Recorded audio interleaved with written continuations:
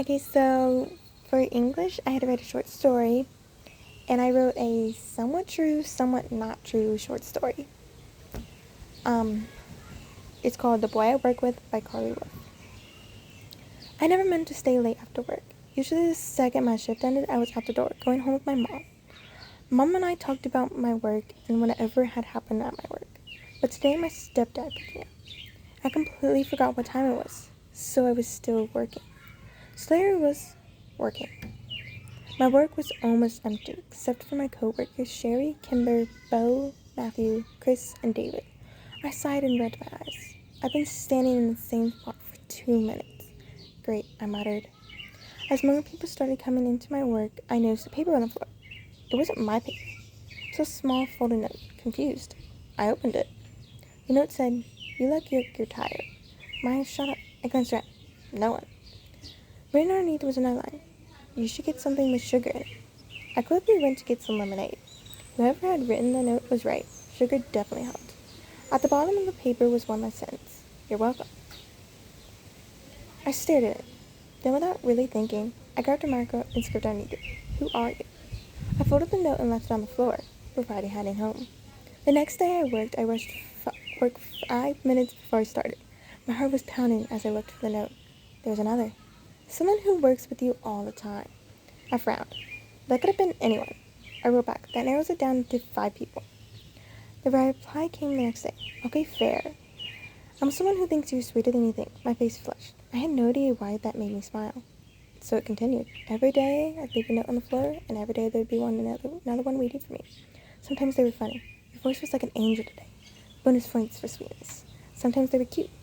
"You're always so sweet to people, even when they aren't very nice back." That's rare. And sometimes they were mysterious. I almost said hi today, but maybe the next time I see you at work. I became obsessed. Who was he? I spent work glancing around, trying to catch someone watching. Was it David, the interesting cook/food runner?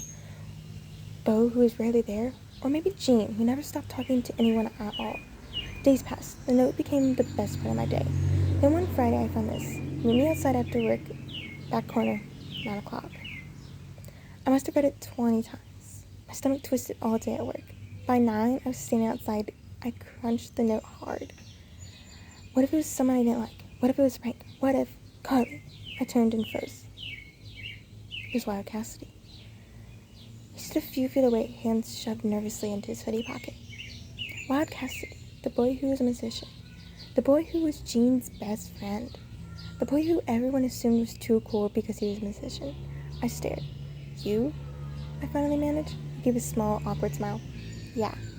I didn't even know you noticed me." He looked down. "That's kind of the problem," I said softly. "I noticed you a lot."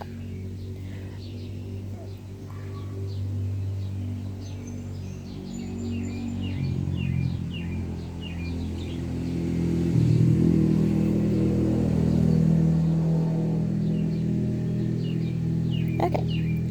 I felt my heartbeat speed up. Wild Cassidy rubbed the back of his neck. "I wanted to talk to you for days, but every time I tried, I chickened out. Then I overheard you talking to yourself one day. I thought, I'd leave you nuts." I said something sweet. The same sweetness he'd written about. And Wild Cassidy smiled like hearing it in person was better than he imagined. "I'm sorry if this was weird," he said quickly.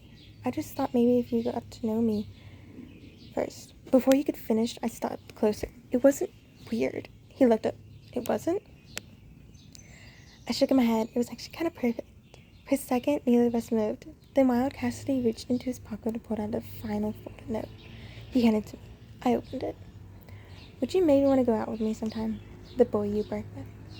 I looked up at him, smiling. "Yes." As the rain began to fall, Wild Cassidy smiled and held up an umbrella. This time, neither of us needed notes, and we started going out together. The end.